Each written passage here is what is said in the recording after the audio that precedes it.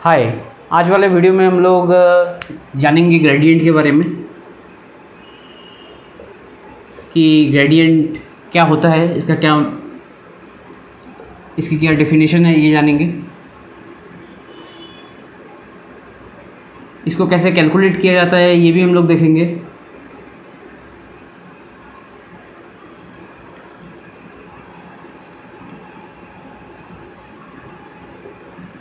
और इसका कैलकुलेशन हम लोग कार्टेशियन कोऑर्डिनेट में करेंगे और फिर हम लोग देखेंगे कि इसको कैसे सिलेंड्रिकल कोऑर्डिनेट में कैलकुलेट किया जाता है और कैसे स्फेरिकल कोऑर्डिनेट में कैलकुलेट किया जाता है। ये दोनों चीज़ें भी हम लोग देखेंगे और इसका क्या फिजिकल सिग्निफिकेंस है ये भी हम लोग जानेंगे।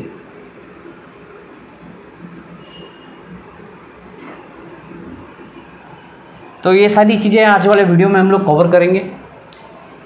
इसके अलावा तो ये सारी चीज़ें आज वाले वीडियो में हम लोग कवर करेंगे। तो अब ग्रेडियंट को समझने से पहले पार्शियल डिफरेंशिएशन को बहुत अच्छे से समझना की बहुत ज़्यादा दरकार है। तो अगर हम लोग के पास सपोज़ हम लोगों ने लास्ट टाइम देखा था कि अगर हम लोग के पास एक फंक्शन है से फाई, जो सिर्फ एक सिंगल वेरिएबल एक्स के ऊपर डिपेंड नहीं करता है बल्कि इससे भी ज़्यादा वेरिएबल के ऊपर डिपेंड करता है, से वाई और जेड के ऊपर, तो उस केस में उसका डिफरेंशिएशन कैसे किया जाता है ये वाली चीज़ हम लोगों ने लास्ट वीडियो में देखी थी। इसी चीज़ को हम लोग वापस यहाँ पे फिर से एक बार रिवाइज करते हैं और अच्छे तरीके से, ताकि हम लोग ग्रेडियंट को अच्छे से समझ सकें। तो यहाँ पे हम लोग के पास एक मल्टीपल वेरिएबल फंक्शन है जो एक्स वाई और जेड कोऑर्डिनेट के ऊपर डिपेंड करता है। हम लोग यहाँ पे कार्टेशियन कोऑर्डिनेट का एग्जांपल लेके चलेंगे। तो ये फाई कुछ भी हो सकता है, जैसे फाई एक रूम में टेम्परेचर हो सकता है। ये temperature x y z coordinate के ऊपर डिपेंड करेगा। अब जैसे जैसे आप एक्स वाई या जेड कोऑर्डिनेट चेंज करेंगे वैसे वैसे रूम का टेम्परेचर भी चेंज हो सकता है। सपोज़ एक रूम में कहीं पे कोने में बल्ब जल रहा है, तो बल्ब के सामने उसका टेम्परेचर ऑब्वियसली थोड़ा ज़्यादा होगा और जैसे जैसे बल्ब से दूर जाते जाएंगे वैसे वैसे टेम्परेचर कम होते जाएगा। तो अब एक्स डायरेक्शन में जाएंगे तो भी कम होगा, वाई में जाएंगे तो भी कम होगा फ्रॉम बल्ब, और जेड डायरेक्शन में जाएंगे तो भी उसका टेम्परेचर कम होगा। वैसे ही फाई टेम्परेचर की जगह डेंसिटी भी हो सकता है, डेंसिटी ऑफ एयर, या फिर इंटेंसिटी ऑफ लाइट हो सकता है।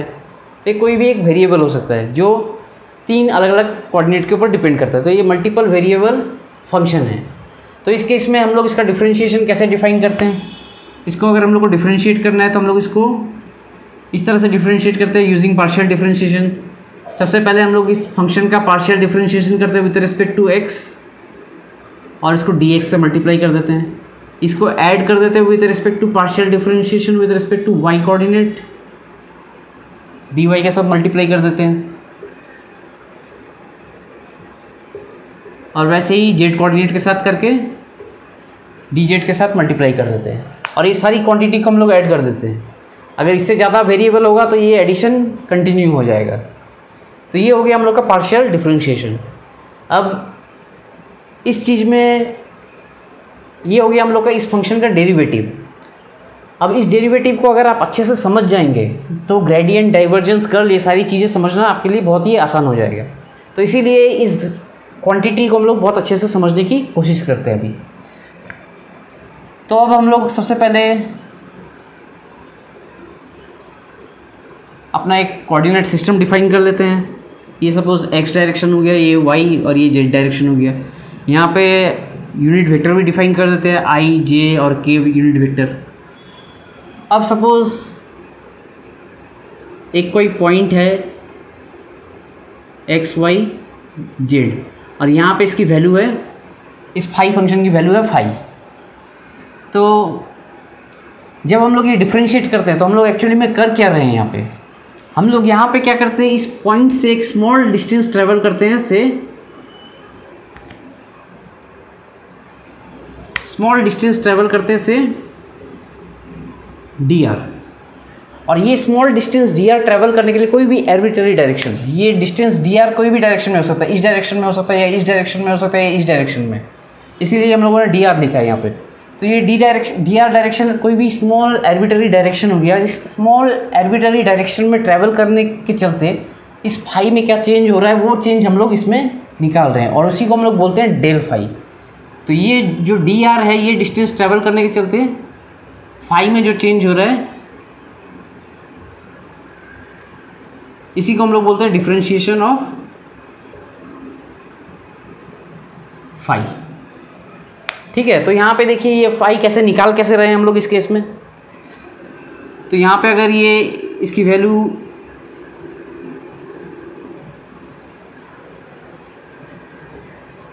तो ये हो गया हम लोग का x, ये हो गया हम लोग का डिस्टेंस y और ये हो गया हम लोग का डिस्टेंस z। ठीक है, तो इस केस में हम लोगों ने क्या किया, स्मॉल डिस्टेंस dr ट्रेवल किया। तो स्मॉल डिस्टेंस जब dr हम लोग ट्रेवल कर रहे हैं यहाँ पे, तो हम लोग क्या कर रहे हैं यहाँ पे, इसके चलते कॉरस्पॉन्डिंग एक स्मॉल चेंज आएगा dx में, x में एक स्मॉल चेंज आएगा, ये हो गया हम लोग का dx, y में भी एक स्मॉल चेंज आएगा, ये हो गया dy, और z में भी एक स्मॉल चेंज आएगा, ये वाली क्वांटिटी हो गई dz।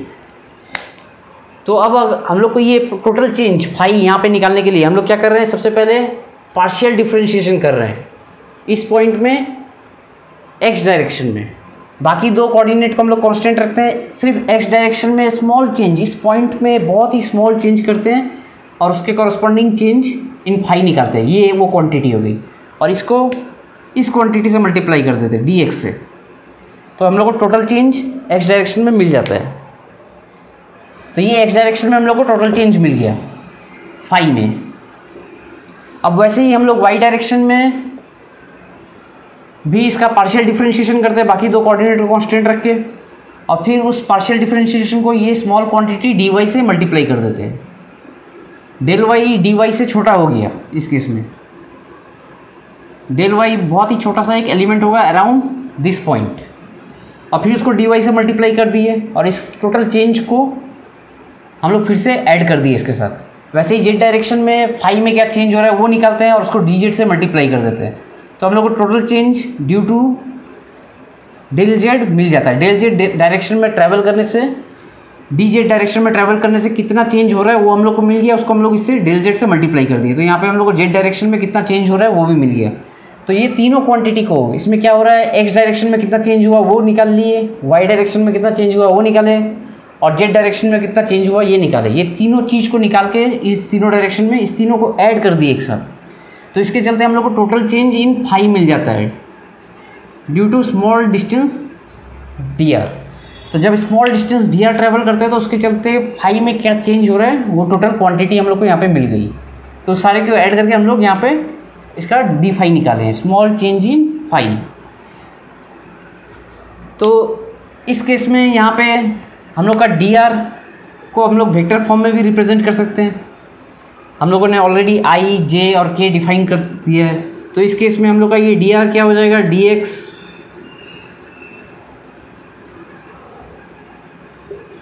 Into i plus dy into J plus dz into के। तो ये तीनों क्वांटिटी को ऐड करेंगे तो हम लोग को ये जो स्मॉल वेक्टर dr है वो मिल जाएगा। तो अब हम लोग ये डी फाई को और dr इस दोनों को हम लोग थोड़ा सा री अरेंज करके इस तरह से लिख सकते हैं। डी फाई को d phi is equal to del del partial differentiation with respect to phi into i plus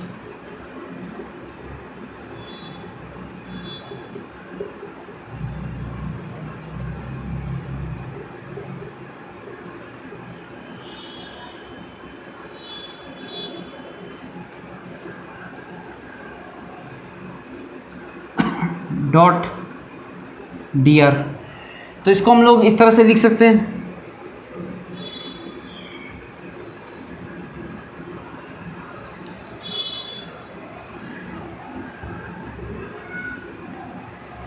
यही वाली चीज़ को हम लोगों ने यहाँ पे रीअरेंज किया है in terms of dot product. तो ये वाली वैल्यू यहाँ पे डाल दीजिए और इसका डॉट प्रोडक्ट निकालिए तो आपको एग्जैक्टली ये वाली टर्म मिल जाएगी। ठीक है, अब हम लोग इसको थोड़ा सा और रीअरेंज करते हैं। तो इस केस में हम लोग रीअरेंज करने के लिए क्या करते हैं, यहाँ से हम लोग सपोज फाई को बाहर निकाल देते हैं, फाई को कॉमन लेके बाहर निकाल देते हैं यहाँ पे और डॉट dr कर देते हैं। इसको हम लोग ऐसे भी लिख सकते हैं। तो अब ये जो ब्रैकेट के अंदर जो क्वांटिटी है, ये क्वांटिटी जो है ये एक स्पेशल क्वांटिटी है, ये एक स्पेशल फंक्शन है जिसको जनरली हम लोग इस सिंबल से रिप्रेजेंट करते हैं, और इसको हम लोग बोलते हैं डेल्टा फंक्शन या फिर डेल्टा ऑपरेटर।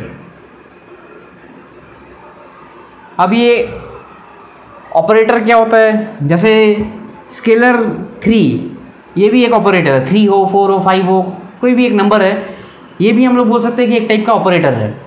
इस ऑपरेटर को हम लोग इस 5 के ऊपर ऑपरेट करवा सकते हैं। इसको हम लोग क्या करते हैं, ऑपरेट करवाने के लिए 5 के साथ मल्टीप्लाई करिए। तो जब मल्टीप्लाई करते हैं तो ये क्या होता है, 5 का वैल्यू कोई भी एक पॉइंट में 3 टाइम्स हो जाता है। तो इस ऑपरेटर का काम क्या है, 3 का इस फंक्शन को 3 टाइम्स करना। तो वैसे ही ये भी एक ऑपरेटर है, इसको भी हम लोग मल्टीप्लाई करके कोई भी एक फंक्शन के ऊपर ऑपरेट करवा सकते हैं। तो इसको हम लोग बोलते हैं डेल्टा ऑपरेटर। अब ये कोई एक ऑर्डिनरी ऑपरेटर नहीं है, ये ऑपरेटर में देखिए 3 डायरेक्शन भी डिफाइन है, आई, जे और के। तो ये एक वेक्टर जैसे बिहेव करता है। तो ये एक, इसीलिए हम लोग इसके ऊपर एक एरो सिंबल भी लगाते हैं इस ऑपरेटर के ऊपर। तो ये एक स्पेशल टाइप ऑफ ऑपरेटर है जो वेक्टर टाइप ऑपरेटर है।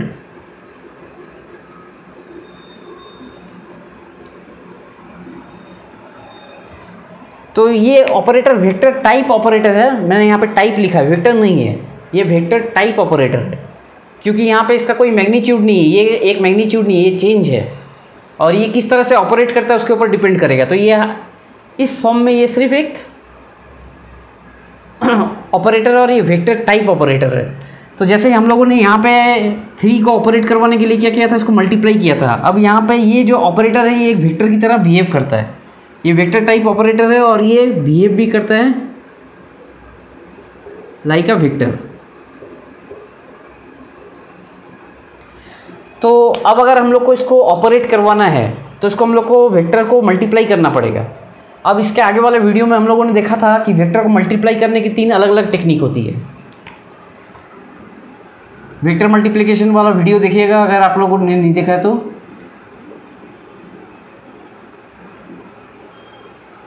वेक्टर मल्टीप्लाई करने की भी 3 टेक्निक होती है। पहली टेक्निक होगी जिसमें हम लोग स्केलर के साथ एक वेक्टर को मल्टीप्लाई करते हैं। तो स्केलर के साथ मल्टीप्लाई करने के बाद इसमें भी हम लोग को एक आउटपुट में वेक्टर मिलता है। दूसरी टेक्निक हो गई, हम लोग इसको एक वेक्टर के साथ मल्टीप्लाई करते हैं, और वेक्टर के साथ मल्टीप्लाई करने की 2 अलग अलग टेक्निक है। एक में हम लोग डॉट प्रोडक्ट निकालते हैं कोई वेक्टर के साथ, और दूसरे में हम लोग क्रॉस प्रोडक्ट निकालते हैं। तो जब स्केलर के साथ हम लोग कोई वेक्टर को मल्टीप्लाई करते हैं, वैसे ही हम लोग इस ऑपरेटर को भी कोई स्केलर के साथ मल्टीप्लाई कर सकते हैं। तो ये ऑपरेटर हो गया, इसको हम लोग कोई स्केलर के साथ मल्टीप्लाई कर दिए, तो इस चीज़ को हम लोग बोलते हैं ग्रेडियंट। तो ये हो गया हम लोग का ग्रेडियंट। जब हम लोग इसको कोई एक स्केलर फंक्शन के साथ मल्टीप्लाई करते हैं तो इसको हम लोग बोलते हैं ग्रेडियंट। इसको हम लोग scalar type multiplication with vector भी कर सकते हैं, उस केस में हम लोग को और कॉम्प्लिकेटेड चीज़ मिलती है। तो वो सब चीज़ हम लोग के सिलेबस में नहीं है, तो इसको हम लोग डिस्कस नहीं करेंगे। तो हाल फिलहाल हम लोग सिर्फ स्केलर के ऊपर कॉन्सेंट्रेट करेंगे। तो जब आप एक स्केलर के साथ इसको मल्टीप्लाई करते हैं तो इसको हम लोग बोलते हैं ग्रेडियंट। तो इसको रीड किया जाता है एज ग्रेडियंट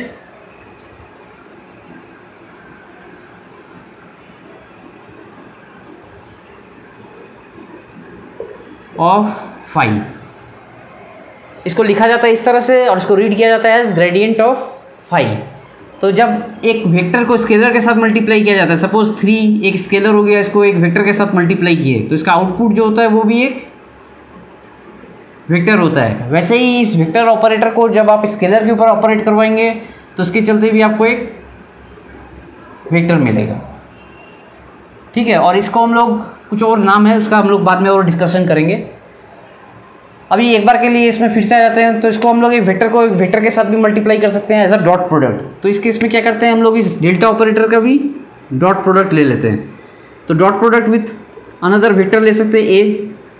तो इस चीज़ को हम लोग बोलते हैं डाइवर्जेंस ऑफ ए।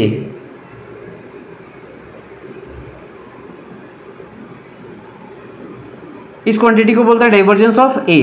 तो जैसे डॉट प्रोडक्ट एक का आउटपुट स्केलर होता है, वैसे ये भी स्केलर होता है। फिर क्रॉस प्रोडक्ट हो गया, तो इस डेल्टा ऑपरेटर को हम लोग कोई एक वेक्टर के साथ क्रॉस प्रोडक्ट भी निकाल सकते हैं इसका। तो इसको हम लोग बोलते हैं कर्ल ऑपरेशन, कर्ल ऑफ ए। इसको हम लोग रीड करते हैं कर्ल ऑफ ए। और क्योंकि क्रॉस प्रोडक्ट एक वेक्टर होता है तो ये वाला जो आउटपुट होता है ये भी एक वेक्टर होता है। तो ये दोनों चीज़ों के बारे में हम लोग बाद में डिस्कस करेंगे। हाल फिलहाल में हम लोग ये ग्रेडियंट के बारे में डिस्कस करते हैं। तो जनरली क्या होता है, मोस्ट जनरल केस में ग्रेडियंट जो है एक स्केलर के ऊपर ऑपरेट करवाया जाता है, वेक्टर के ऊपर भी ऑपरेट करवा सकते हैं, और इसका जो आउटपुट है वो एक वेक्टर निकल के आता है। और अगर आप वेक्टर के ऊपर ऑपरेट करवाएंगे इसको तो उस केस में टेंसर निकल के आएगा। तो ये वाली चीज़ हम लोग के सिलेबस में भी नहीं है, तो इसको हम लोग हाल फिलहाल में डिस्कस नहीं करेंगे। अभी हम लोग सिर्फ ये ग्रेडियंट ऑफ स्केलर के ऊपर कॉन्सेंट्रेट करेंगे कि ये क्या चीज़ है, उसका क्या मतलब है, और इससे ये जो वेक्टर निकल के आता है इस वेक्टर का क्या मतलब है। जनरली अगर ये एक स्केलर फील्ड है, फील्ड का मतलब क्या हुआ कि हर एक पॉइंट पे उसकी एक वैल्यू डिफाइंड होगी। तो जैसे एक टेम्परेचर फील्ड हुआ, टेम्परेचर फील्ड में क्या हुआ, एक रूम के अंदर हर पॉइंट में आप टेम्परेचर डिफाइन कर सकते हैं, तो उस चीज़ को आप बोलेंगे टेम्परेचर फील्ड। तो ये टेम्परेचर फील्ड के ऊपर भी आप ऑपरेट करवा सकते हैं, स्केलर फील्ड है टेम्परेचर तो उसके ऊपर ऑपरेट करवा सकते हैं। तो उसके चलते एक वेक्टर निकलेगा, हर एक पॉइंट पे एक वेक्टर निकलेगा, और उसको हम लोग बोलते हैं वेक्टर फील्ड या फिर ग्रेडियंट फील्ड। तो अब इस ग्रेडियंट फील्ड या वेक्टर फील्ड इसका क्या मतलब है ये हम लोग जानेंगे कि अचानक से हम लोग कोई एक स्केलर क्वांटिटी के ऊपर ये ऑपरेटर ऑपरेट करवाते हैं और हम लोग को एक वेक्टर फील्ड मिल जाती है। ये वेक्टर फील्ड है क्या और क्या रिप्रेजेंट करती है, ये सारी चीज़ें हम लोग समझने की कोशिश करेंगे। तो वो सारी चीज़ें समझने से पहले यहाँ पे हम लोग इस वाली टर्म पे कंसंट्रेट करते हैं कि ग्रेड फाई है क्या। तो ग्रेड फाई निकालने के लिए हम लोग क्या करते हैं, ये जो डेल्टा ऑपरेटर है हम लोग का, डेल्टा ऑपरेटर हो गया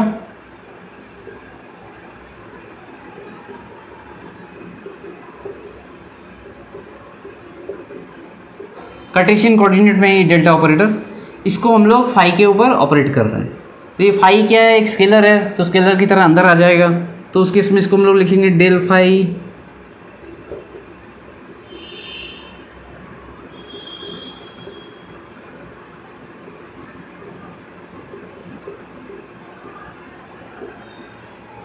तो हम लोग को ये एक क्वांटिटी मिलती है। तो अभी देखिए इस क्वांटिटी का मतलब क्या है, ये हम लोग थोड़ा सा समझने की कोशिश करते हैं यहाँ पे। तो इस केस में क्या कर रहे हैं, हम लोग के पास वही फाई है,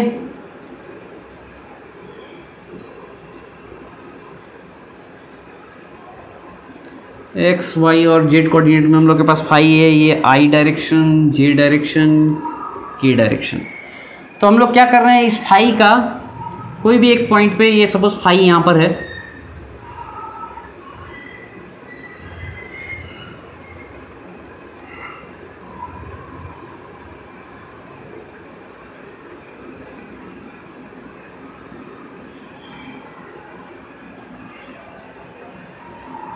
तो इस पॉइंट में सपोज फाई है। अब हम लोग क्या कर रहे हैं, इस पॉइंट में इसका पार्शियल डिफरेंशिएशन कर रहे हैं with respect to x.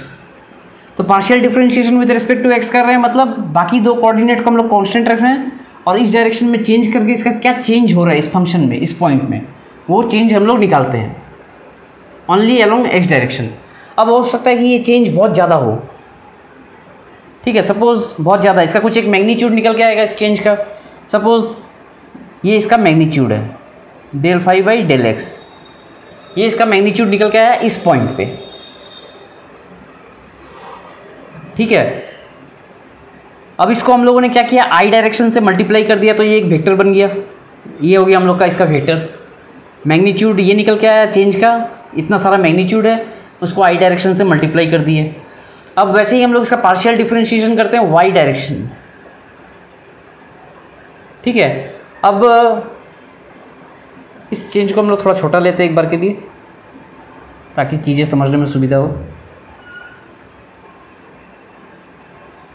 Suppose इसमें एक स्मॉल चेंज होता है यहाँ तक ही, ये इसका मैग्नीट्यूड है आई डायरेक्शन। अब सपोज वाई डायरेक्शन में हम लोग इसका पार्शियल डिफरेंशिएशन करते हैं और इस डायरेक्शन में चेंज निकालते हैं कितना चेंज हो रहा है। अब हो सकता है कि ये चेंज इस डायरेक्शन में बहुत ज़्यादा हो, तो इसको हम लोग क्या करते हैं, यहाँ पे ये चेंज निकाले del phi by del y, ये इसका मैग्नीट्यूड हो गया। और इसको हम लोग, ये सपोज इसका मैग्नीट्यूड है और इसको हम लोग जे से मल्टीप्लाई कर दिए, तो इसको जे से मल्टीप्लाई करके ये वाला वेक्टर यहाँ पे ला सकते हैं वापस। तो इसको हम लोग जे से मल्टीप्लाई कर दिए del phi by del y into j. अब यहाँ पे हम लोग क्या कर रहे हैं, इसको आई से मल्टीप्लाई करके इसको जे से मल्टीप्लाई करके दोनों को ऐड कर रहे हैं। तो ये एक वेक्टर हो गया, ये दूसरा वेक्टर हो गया, ये दोनों को ऐड करेंगे तो यहाँ पे ये हम लोग को रिजल्टेंट मिलेगा। इस दोनों का रिजल्टेंट ये हो गया। अब हम लोग क्या करते हैं, वैसे ही जेड डायरेक्शन में इसका चेंज निकाल रहे हैं। सपोज जेड डायरेक्शन में इतना ही चेंज होता है इसमें, ये इसका मैग्नीट्यूड ऑफ चेंज है। और इसको हम लोग जेड से मल्टीप्लाई करके के डायरेक्शन से मल्टीप्लाई करके यहाँ पे ऐसे ऐड कर देते हैं। तो इस केस में क्या हो रहा है, ये दो वेक्टर के साथ इसको ऐड कर रहे हैं, तो इस दोनों का एडिशन ये हो गया। अब इसके साथ इसको ऐड कर दे रहे हैं, तो ये हो गया इसका रिजल्टेंट। तो यहाँ पे हम लोग को क्या मिल रहा है, एक्स डायरेक्शन में इस फंक्शन में क्या चेंज हो रहा है वो निकाले, उसको डायरेक्शन से ऐड मल्टीप्लाई किए, प्लस वाई डायरेक्शन में क्या मैग्नीट्यूड है डायरेक्शन से मल्टीप्लाई कर दिए, जेड डायरेक्शन में क्या चेंज है उसको के से मल्टीप्लाई कर दिए और ये तीनों को ऐड कर दिए। तो इसके चलते हम लोग को क्या मिलता है, एक रिजल्टेंट वेक्टर मिल रहा है। और ये वेक्टर क्या दर्शाता है, ये वेक्टर दर्शाता है कि किस डायरेक्शन में इस फंक्शन में इस पॉइंट में चेंज हो रहा है। ओवरऑल चेंज किस डायरेक्शन में हो रहा है वो हम लोग को पता चलता है। तो इससे हम लोग को क्या, ये तीनों वेक्टर को जब हम लोग ऐड कर देते हैं यहाँ पे, तो हम लोग को पता चलता है कि ये इस डायरेक्शन में इस फंक्शन में सबसे ज़्यादा चेंज हो रहा है। तो ये जो ग्रेडियंट फंक्शन है ये एक स्केलर में बताता है कि किस डायरेक्शन में सबसे ज़्यादा चेंज होता है। तो this is direction of maximum change in scalar. तो यही इसका फिजिकल मीनिंग है। जब भी हम लोग कोई एक फंक्शन के ऊपर ग्रेडियंट करते हैं तो ग्रेडियंट से हम लोग को ये पता चलता है कि इस फंक्शन में किस डायरेक्शन में सबसे ज़्यादा चेंज हो रहा है। तो अब इसी केस में एक और दूसरा एग्जांपल ले लेते हैं। हम लोगों ने यहाँ पे देखा कि ये इस डायरेक्शन में चेंज हो रहा है। अब हो सकता है कि यहाँ पे एक्स में थोड़ा ज़्यादा चेंज हो, वाई में थोड़ा कम चेंज हो और जेड में भी बहुत ज़्यादा चेंज हो। तो उस केस में इसका रिजल्टेंट कैसा आएगा, यहाँ पे वाई ऐड करेंगे और फिर यहाँ पे जेड ऐड कर देंगे इसके साथ। तो इस डायरेक्शन में हम लोग देखेंगे ये वाला जो टोटल एडिशन है वो इस डायरेक्शन में चेंज होगा। तो कोई और पॉइंट पे, सपोज इस पॉइंट में हम लोग चेंज निकाल रहे हैं तो वो हो सकता है कि इस डायरेक्शन में चेंज करे। यहाँ पे इस डायरेक्शन में चेंज कर रहा था फंक्शन, अब इस डायरेक्शन में चेंज कर रहा है। अब सपोज हम लोग इस पॉइंट पे निकालते हैं चेंज, हो सकता है कि ये इस डायरेक्शन में चेंज करे, मैक्सिमम चेंज का डायरेक्शन ये हो। तो इस तरह से क्या है, हर एक पॉइंट पे हम लोग इसका एक डायरेक्शन निकाल सकते हैं। तो ये अलग अलग डायरेक्शन कोई भी जगह पे हो सकता है, कुछ इस तरह से भी हो सकता है। तो इससे क्या है, हर एक पॉइंट पे हम लोग को एक वेक्टर मिल जाएगा और ये दर्शाएगा कि किस डायरेक्शन में इस फील्ड में सबसे ज़्यादा चेंज हो रहा है। तो इसके चलते हम लोग को जो फील्ड मिलती है, हर एक पॉइंट पे हम लोग इसकी एक वैल्यू डिफाइन कर रहे हैं विथ अ वेक्टर। तो हम लोग को इससे एक वेक्टर फील्ड मिल जाती है और इसी वेक्टर फील्ड को हम लोग बोलते हैं ग्रेडियंट फील्ड इस केस में। तो इसी का एग्जांपल यूज़ करके हम लोग इलेक्ट्रोमैग्नेटिज्म से जब डील करेंगे तब हम लोग यहाँ पे ये स्केलर पोटेंशियल लेंगे एज इलेक्ट्रिक पोटेंशियल, और इलेक्ट्रिक पोटेंशियल के ऊपर जब हम लोग ग्रेडियंट ऑपरेट करवाएंगे तो हम लोग को यहाँ से इलेक्ट्रिक फील्ड मिलेगी। तो ये सब चीज़ें हम लोग बाद में देखेंगे। इसको अब एक और सिंपल एग्जांपल से हम लोग समझने की कोशिश करते हैं ग्रेडियंट को, कि ग्रेडियंट क्या है। सपोज हम लोग के पास एक यूनिफॉर्म रॉड है, कंडक्टिंग रॉड है। अब इसको हम लोग एक साइड में एक दिए से हीट करते हैं।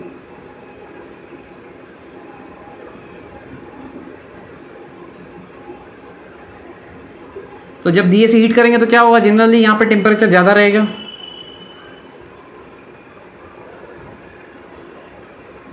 और जैसे जैसे आप दूर जाते जाएंगे टेम्परेचर कम होते जाएगा।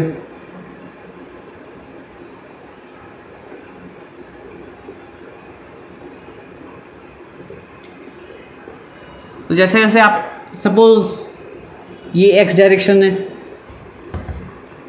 तो जैसे जैसे आपका एक्स इंक्रीज होते जाएगा वैसे वैसे टेम्परेचर यहाँ पे कम होते जाएगा। तो हम लोग मान लेते हैं कि इस केस में टेम्परेचर जो है 1/x के हिसाब से फॉल कर रहा है। तो इसको हम लोग लिख सकते हैं जहाँ पे a प्रोपोर्शनलिटी कांस्टेंट है। तो इस केस में अगर हम लोग इसका ग्रेडियंट निकालें तो ग्रेडियंट हम लोग को क्या मिलेगा, यहाँ पे यही वाला चीज़ इसमें डाल देते हैं। तो इसका अगर हम लोग ग्रेडियंट निकालते हैं तो हम लोग को मिलेगा -1/x² इंटू आई। जे और के डायरेक्शन को छोड़ देते हैं एक बार के लिए। तो यहाँ पे हम लोग को ये मिल रहा है इसका ग्रेडियंट। तो ये क्या है, ये एक वेक्टर क्वांटिटी हो गई क्योंकि इसमें यहाँ पे भी डायरेक्शन है। अब हम लोग देख रहे हैं कि x में आई डायरेक्शन ये हो गया, तो ये 1/t ऐसे फॉल कर रहा है। तो टेम्परेचर हम लोग का जनरली इस तरह से फॉल करेगा, जैसे जैसे x इंक्रीज करते जाएगा टेम्परेचर फॉल करते जाएगा।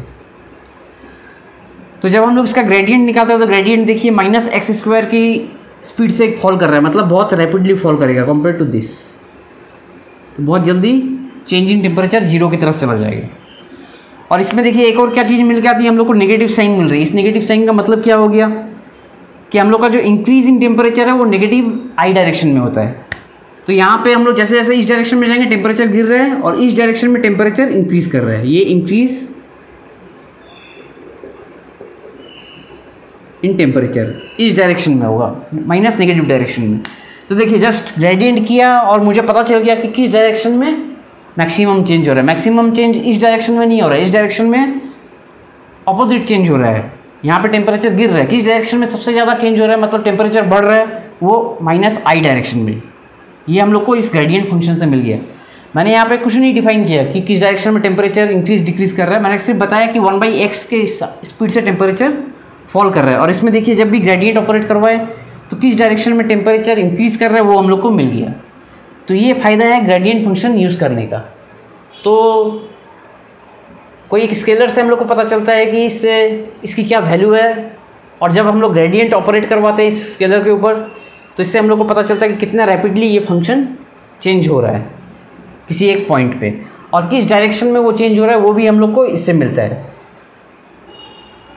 तो ये सारी की सारी चीज़ें जो हम लोगों ने की थी अभी तक की, ये एक कार्टेशियन कोऑर्डिनेट में की थी। वैसे ही अगर सिलेंड्रिकल सिमेट्री है हम लोग के कोई केस में, तो हम लोग उस केस में चाहेंगे कि हम लोग सिलेंड्रिकल कोऑर्डिनेट यूज़ करें। हो सकता है कि हम लोग के पास कुछ एक ऐसा अरेंजमेंट है, ऐसा एक हीटिंग एलिमेंट है लंबा सा, तो उस हीटिंग एलिमेंट के चलते क्या होगा, जो हीट प्रोड्यूस होगी वो भी सिलेंड्रिकल इन शेप होगी, सिलेंड्रिकल सिमेट्री फॉलो करेगी। तो उस केस में हम लोग चाहेंगे कि हम लोग ये ग्रेडियंट सिलेंड्रिकल सिमेट्री में यूज़ करें। तो सिलेंड्रिकल सिमेट्री में grad phi, where phi depends on r, theta and z. तो उस केस में हम लोग ग्रेडियंट ऑफ फाई कैसे डिफाइन करेंगे, तो उस केस में हम लोग ग्रेडियंट ऑफ फाई को इस तरह से लिखते हैं।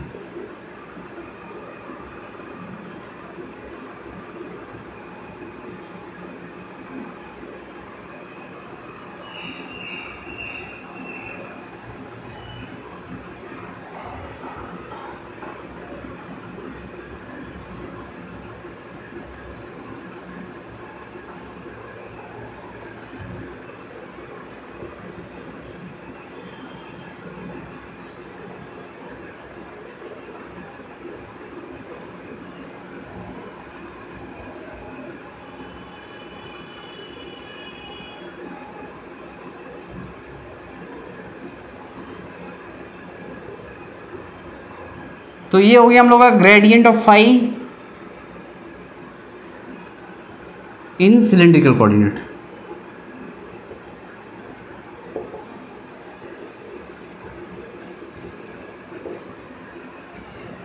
अब ये यहाँ पे थोड़ा कॉम्प्लिकेटेड है।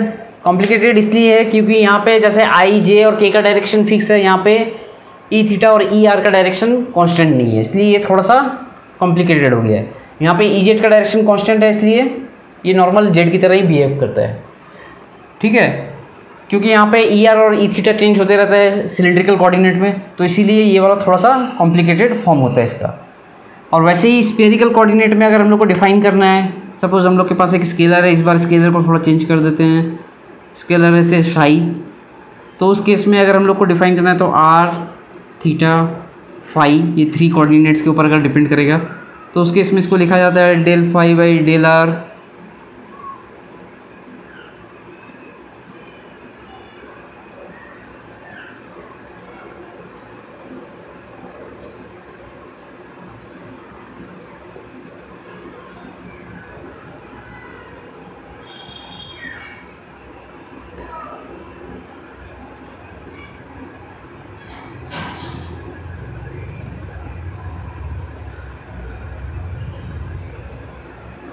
सॉरी यहाँ पे शाई होगा शाई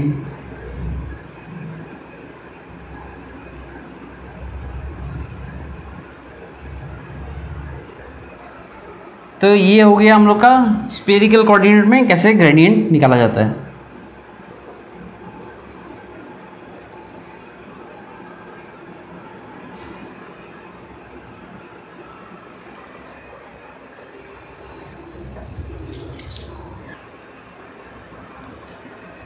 तो ये जो ग्रेडियंट फील्ड होती है ये ग्रेडियंट फील्ड कंजर्वेटिव फील्ड होती है।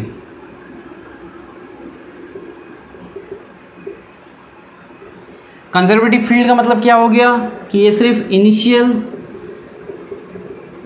और फाइनल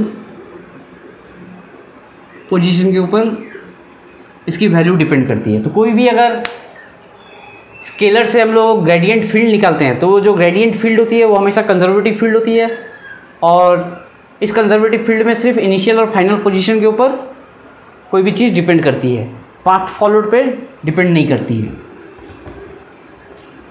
अब अगर हम लोग के पास सपोज कोई एक ऐसा स्केलर फंक्शन है फाई और शाई, हम लोग के पास हो सकता है कि 2 अलग अलग स्केलर फंक्शन हो फाई शाई। अब अगर ये दोनों का हम लोग एक साथ ग्रेडियंट निकालना चाहें तो वो भी हम लोग कर सकते हैं। तो इसका दोनों का ग्रेडियंट निकालने के लिए जनरली हम लोग जिस तरह से पार्शियल डिफरेंशिएशन करते हैं वैसे ही करेंगे सेम चीज़।